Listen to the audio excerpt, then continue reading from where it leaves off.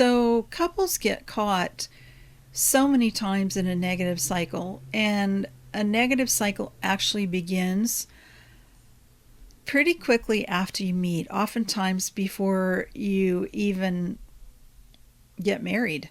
But you don't notice it, and you tend to ignore it, and then it just builds over time. And what a negative cycle looks like is, if you can imagine a circle, this nice round circle, where you have this perfect relationship, there are no bumps, and it's just, you don't want to mess it up. But something comes up in the relationship that feels like an attack, a blame, or a criticism, and you don't want to deal with that. And so you sidestep it. And now your circle is no longer perfectly round. It has a bump in it.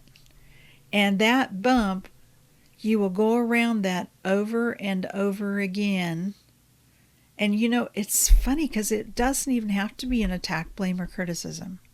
It can actually just be anything that evokes the sadness that's already in your heart, or the hurt that's already in your heart. In that cycle, there's typically someone who is the pursuer or blamer. Someone who actually, all they're doing is they're saying, hey, I see something wrong here. And depending on how skilled they are in bringing that up, it can actually evoke a tendency in the other person to withdraw or defend in some way. And there you've got the negative cycle. And it repeats over and over again. Sometimes that cycle doesn't seem like a big deal, but other times it's glowing red hot and seems absolutely impossible to ever get away from that. What I do in therapy is actually take the fire out of that. Take the fire out of that cycle, take the red, if you will, and cool it down by slowing it down. And I'm going to mix a metaphor here and say that when you slow it down, it's very much like, if you want to change tracks on a train, you have to slow the train down first. If you try to change tracks when a train's going 95 miles an hour, which they're not supposed to go that fast, but if you did, you're going to derail, and everything will fall apart. So the first step is actually to slow the cycle down to the point where you can recognize, hey, this is a negative cycle, and this is what it looks like. This is what I do. This is what my partner does. This is what I do in response to that. And you can begin to see that pattern going over and over and over again.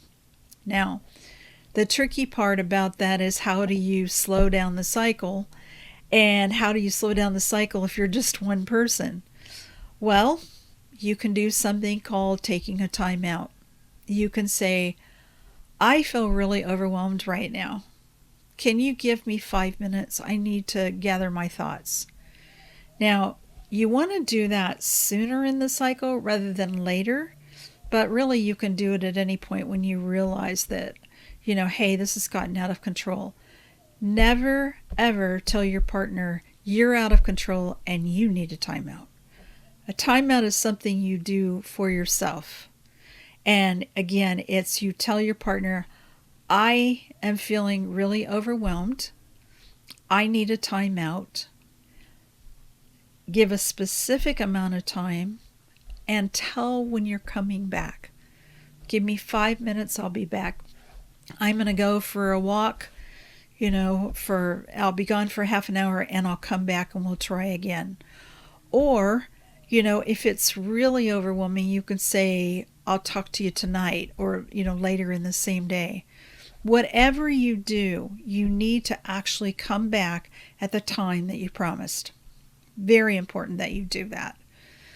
And if you're not ready to talk at that point, then still show up, say, I really still don't feel like I'm ready to talk about this. I don't understand what's going on inside of me, and I need more time. Can we talk about it tomorrow? At dinner. So you can take a second time out. You can extend that, but you have to give a specific time that you will be back to regroup. Now, the cool part about that is while you're taking a timeout, your partner is also taking a timeout. And in that, both of you have a chance to cool off, to get the blood pressure down, to get the emotions calm, so that when you come back at it again, you've had time to think about what it is, both of you, intentional or not, and then you come back and talk about what happened. When this happened, I felt terrified, or I felt shut out, or I felt sad, all of those things. And it made me respond in these ways that I don't want to respond to you because I care about you. So let me hear you again. What were you trying to tell me? And then as your partner tells you again, then you can listen and play back what you hear and make sure you got it right. Because chances are you were listening to whatever your partner was saying through a filter of fear. And when you make the fear go away and you're able to really listen, lots of times you figure out they didn't even say what you thought they said. So give it a try.